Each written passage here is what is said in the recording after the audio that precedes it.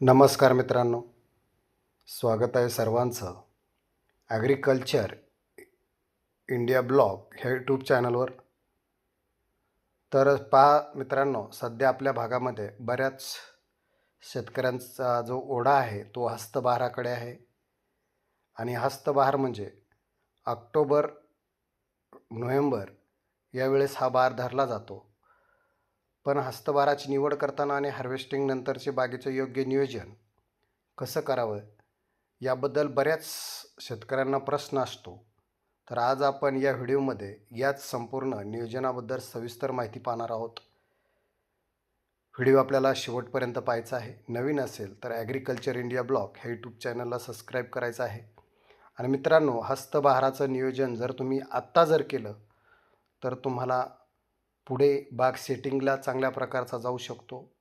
Setting चांगल्या प्रकारची होऊ शकते. आणि दुसरी गोष्ट, सेटिंग जर झाली तर उन्हाळ्यामध्ये खूप चांगल्या टॉपचे बाजार असतात, हे बाजारसुद्धा तुम्हाला मिळू शकतात. त्यासाठी तुम्हाला बागेचं जे नियोजन आहे ते नियोजन मित्रांनो याच काळामध्ये करायचं आहे. तर पहा मित्रांनो, आम्ही आता जवळपास 2-3 हजार झाडे आहेत. तर त्यांचं कसं नियोजन केलेलं आहे आणि आम्हाला हस्तबहार धरायचा आहे, तत्पूर्वी कोणती कामे केली पाहिजे ही सर्व माहिती आपण या व्हिडिओच्या माध्यमातून पाहणार आहोत. तर पहा मित्रांनो, बाग हार्वेस्टिंग होऊन जवळपास आता 1.5 ते 2 महिन्याचा कालावधी उलटून गेलेला आहे. तर आता या कालावधीच्या नंतर म्हणजे फळ असल्यामुळं आपल्याला कुठल्याही प्रकारचं बागेवरती तणनाशक मारता येत नाही. परंतु आता बाग पूर्णपणे खाली असल्यामुळे आम्ही पहिल्या प्रथम जो निर्णय घेतलेला आहे तो घेतलेला आहे, सर्व टोटल बागेला तणनाशक करून घेतलेलं आहे. म्हणजे तण पूर्णपणे जाळून टाकलेलं आहे, तणनाशकची फवारणी घेतलेली आहे. बघू शकता, पूर्ण टोटल बागेला तणनाशक मारल्यामुळे सर्व गवत जळून गेलेलं आहे. परंतु आता हे गवत जळाल्याच्या नंतर दुसरं जे काम आहे ते म्हणजे बागेचं छाटणीकरण. तर आता हे छाटणीकरण कशा पद्धतीने केलं जातं बघा. आता मित्रांनो, बागेमध्ये छाटणी चालू आहे आणि छाटणारी मंडळी खूप लांबची आहे. त्यांचा नंबरसुद्धा तुम्हाला मिळेल. जर कुणाच्या बागेची छाटणी करायची असेल तर तुम्हाला छाटणीचा त्यांचा नंबर मिळेल. आपण त्या कॉन्टॅक्टवरही संपर्क करू शकता. तर पहा मित्रांनो, आता हे छाटणी करण्याचं खूप महत्त्वाचं आहे. कारण आता वॉटरशूट, इतर फांद्या, वाळलेल्या फांद्या ह्या खूप वाढलेल्या असतात आणि या काळामध्ये त्या काढून टाकणं खूप गरजेचं आहे. कारण जर वॉटरशूट ह्या फांद्या जर आपण काढल्या नाही तर जी मालकाडी आहे ती मालकाडी तयार होत नाही. आणि मालकाडी जर चांगली स्ट्रॉंग तयार जर झाली नाही तर मित्रांनो, त्याला जी निघणारी कळी आहे ती कळी चांगल्या प्रकारची स्ट्रॉंग निघत नाही आणि त्याच्यामुळे मग आपला बाग सेटिंग व्हायला खूप प्रॉब्लेम येतो. त्याच्यामुळं ह्या जो विश्रांतीचा काळ आहे त्या विश्रांतीच्या काळामध्ये मग त्याच्यामध्ये तुमचं तणनाशक फवारणी असेल, छाटणीचा कार्यक्रम असेल. तर आता आमचा तणनाशकचं झालेलं आहे, परंतु आता छाटणीचा कार्यक्रम चालू आहे. जवळपास आज 4-5 दिवसापासून छाटणीचं काम चालू आहे आणि फक्त वॉटरशूट, वाळलेली फांदी ह्या 2-3च फांद्या मित्रांनो कटिंग करायचं काम चालू आहे. कारण ह्या फांद्या जर कटिंग केल्या तर जी मालाची काडी आहे ती चांगली तयार होणार आहे. त्यासाठी मित्रांनो आता पूर्ण बागेची छाटणी करून घेतलेली आहे. बघू शकता मागे ढीगचा ढीग त्या पाल्याचा, फांद्यांचा पडत आहे आणि अशा प्रकारच्या त्या फांद्या मित्रांनो काढून टाकलेल्या आहेत. तर आता ह्या मित्रांनो, ह्या फांद्या बाहेर ओढून न काढता त्याचा आम्ही एक निर्णय घेतलेला आहे. तो म्हणजे त्याची डायरेक्ट कुट्टी करून टाकणे, रोटरच्या साहाय्याने त्याचा डायरेक्ट भुगा करणे आणि भुगा केल्यामुळे त्याचं चांगल्या प्रकारचं कुजून खत तयार होतं आणि त्याचा डाळिंब बागेसाठी खूप फायदा होतो.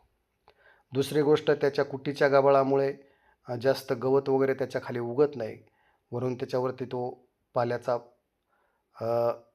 हे पडतं, वसवा पडतो आणि मग त्याच्या खाली गवत उगत नाही. तो सुद्धा चांगला फायदा होतो.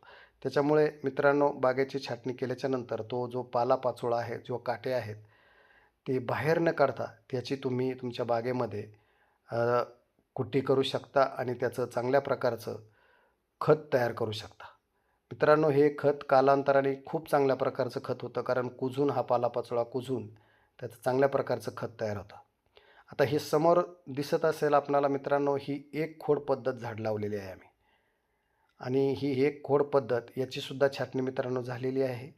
साधारणपणे 9 फुटावरती आम्ही हे झाड लावलेलं आहे आणि जी रुंदी आहे ती मित्रांनो जवळपास 2 झाडांच्या मधली 14 फुटाची आहे आणि उभी 9 फुटाची आहे.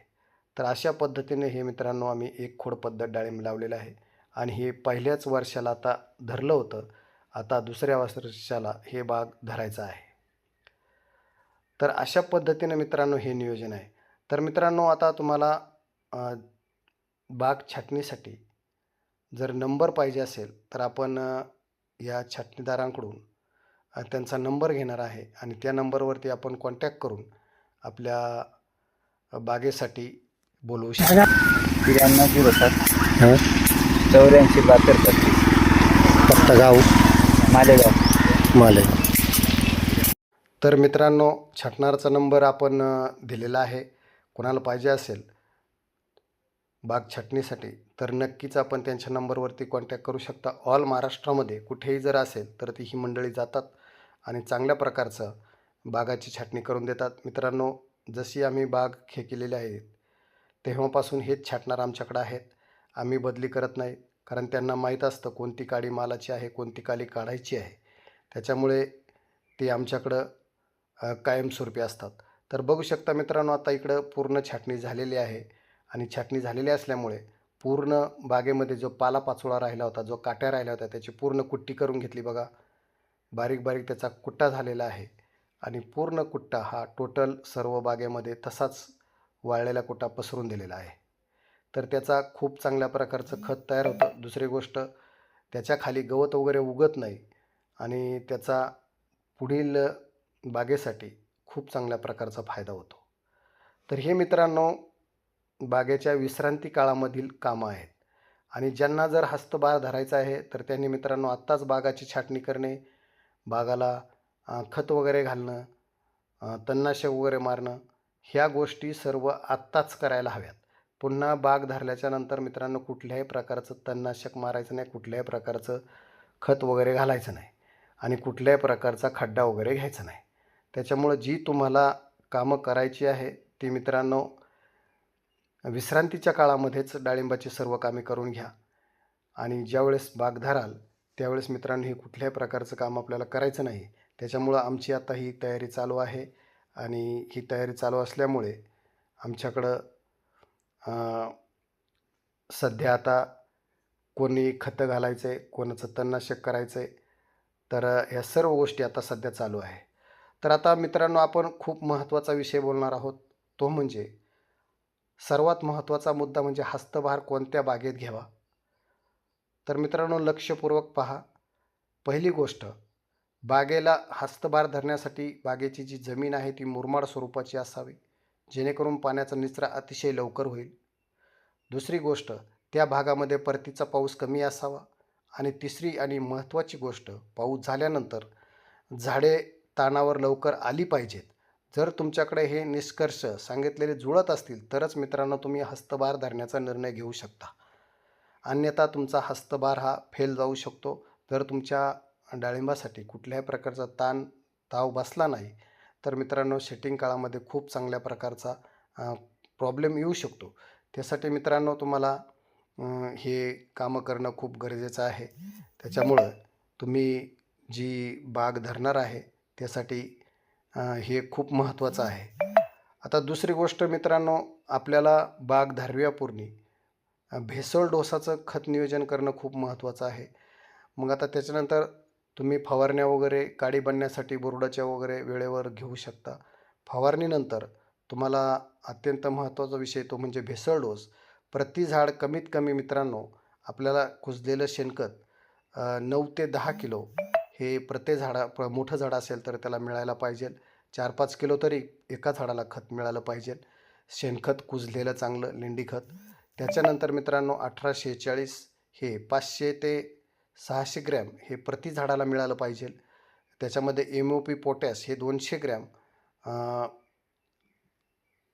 जमीन जर जाड काळी असेल तर मित्रांनो SOP वापरू नका, त्याआधी OMP चांगला रिझल्ट मिळतो, ते सुद्धा तुम्ही वापरू शकता. त्याच्यामध्ये 10-26-26 500 ग्रॅम आणि मॅग्नेशियम सल्फेट 50 ते 80 ग्रॅम निंबोळी पेंड 500 ग्रॅम ते 1 किलो अशा ह्या मित्रांनो ह्या खतांचा भेसळ डोस तुम्ही तुमच्या एकरी बागेसाठी देऊ शकता.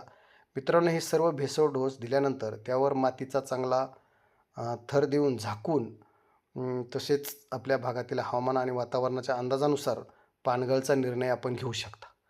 जर शेतकरी मित्रांनो तुम्हाला ही माहिती कशी वाटली नक्की एक कमेंट करून सांगायचं आहे. आणि हा व्हिडिओ आवडला असेल तर लाईक करा आणि आपल्या इतर शेतकरी बांधवांना जास्तीत जास्त शेअर करा, जेणेकरून त्यांनासुद्धा खूप छान सुंदर माहिती मित्रांनो ह्या व्हिडिओच्या माध्यमातून मिळेल. आणि मित्रांनो, आपल्या ॲग्रिकल्चर इंडिया ब्लॉग ह्या यूट्यूब चॅनलला सबस्क्राईब करा. तर मित्रांनो, बघू शकता हा खताचा जो ढिगारा दिसत आहे तर हा पूर्ण शेणखत आणि लेंडी खताचा हा ढिगारा मित्रांनो आम्ही उपलब्ध केलेला आहे. आणि आता आमचं हे काम चालू झालेलं आहे. तर हे सगळं भेसळ डोस आणि लेंडी खत वगैरे सगळं आम्ही आता हे या पिरियडमध्ये भरणार आहे. तर असो, धन्यवाद.